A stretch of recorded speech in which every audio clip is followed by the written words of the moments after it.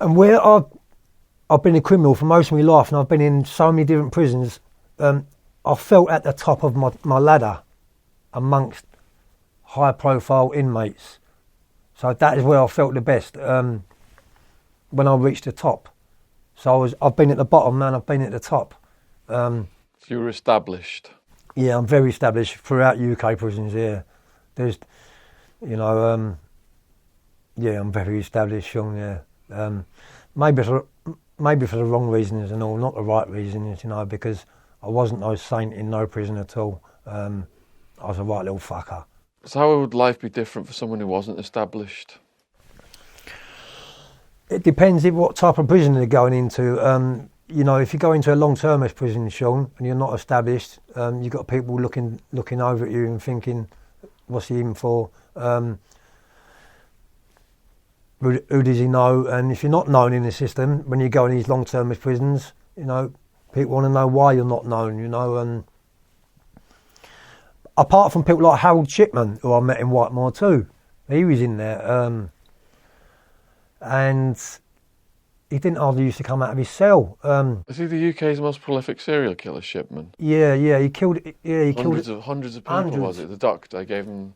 Yeah, he was injecting them money with morphine and Was he getting them to leave him money or stuff, wills or anything? No, no. We thought that was the case, but it wasn't. It wasn't money orientated. He was addicted to killing people. He got addicted. How was he treated?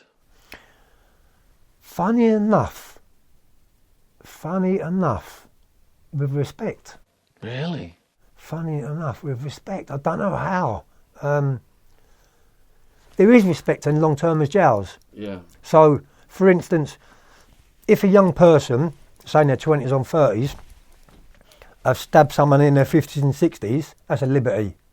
So that young person will get served up for that, and it's a liberty. So there's respect in there. So because he was an old man and he kept himself to himself, he wasn't definitely not on a killing spree in prison. He hardly come out of his cell. When he did come out of his cell, he was just going down the library where he was studying, and that was of a Wednesday afternoon. But other than that, he was a frail old man. Do you know Tony Martin, another one? No, who's that? He killed what?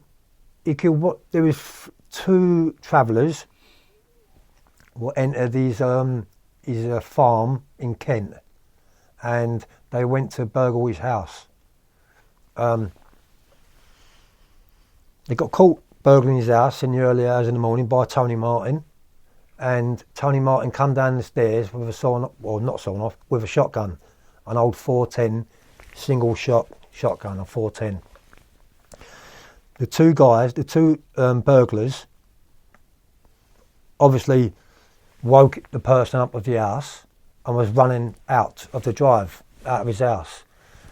Tony Martin shot one of the kids and killed him stone dead. He died on the spot, and the other one got away. There was a big thing in the paper, in the newspaper. It was around 2008, 2007, but I see him in 2010 in Wayland. I was with him.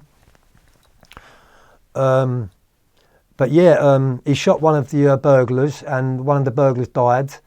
And there was a big case going on. It was all over social media, and he didn't get nicked for murder though. Although the burglars was running away and had their back to him, he shot one of them from behind as he was running off. So it should have been a murder case, really, as far as I was concerned. He shot that young kid and killed him.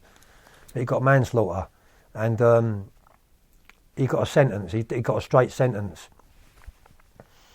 He was in Wayland, and he was another one, like a hermit. He didn't ever come out of his cell.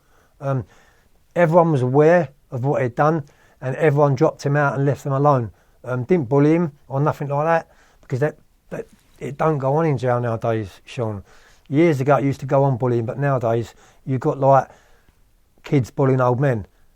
Like that didn't happen years ago, do you know what I mean? But no one bullied him, and he just got on with his sentence. He was another one, Tony Martin. I met him. You just can't judge a book by its cover, you know. You just can't look at people and think he's a murderer. Do you know what I mean?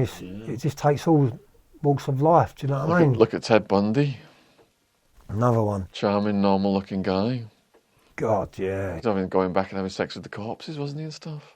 Was that the one in America? Yeah. Yeah, he escaped twice. Escaped twice. Yeah, I think they're doing another movie about him now. They just announced it. Yeah, I mean, this is what's wrong about this jurisdiction of the police. There's just no justice for things like that. Do you know what I mean? Did you come across Fred West? No, but I come across Myra Hindley. Did you? Yeah. When I was in Rochester, this was way back in the day. Way back. Yummy was in Rochester too. That's how back it was. God, you're talking in the 80s. It was a ball stall then. And it was a hard ball stall, and it was really hard. The screws used to really abuse us and beat us up. And just to recap for the younger generation who perhaps aren't familiar with Myra Hindley, she was a partner of Ian Brady, the Moors murderers. Yeah. The Moors murderers, and this was up in the north.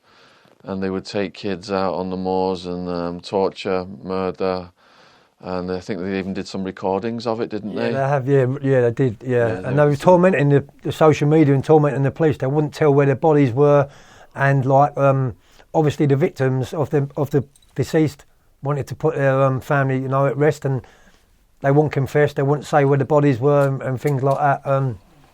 Horrible situation to be in, Shaun, isn't it? Knowing your family's gone and you. But yeah, so I make you laugh actually, because we was in Borstal, we had to get our hair cut. So they bought someone from Cookham Wood, which is a woman's prison opposite Rochester. So it's from here to there. It's a different prison. And they brought Myra Hindley into the male's prison as a barber. Unbelievable. Blinder. To cut inmates' hair. She cut my hair. Do you know what I mean? Yeah. Did you know it was her away? No, I didn't know until many years later. I found out, I'd done a bit of research, years later, about Myra Hindley. And that's when it clicked, and I thought, God, she cut my hair in Rochester in the Borstal. But that's a security risk from numerous angles. I mean, a known kid killer is likely to get attacked, and if she's a killer, she's got bloody access to her. Well, she's using scissors. In a Borstal, which is young offenders. And that's what she was doing outside, killing young people. But you see, there's two different worlds, Shaun. When you go to prison, there's many things that happen in prison what the public don't know. Murders, suicides, deaths.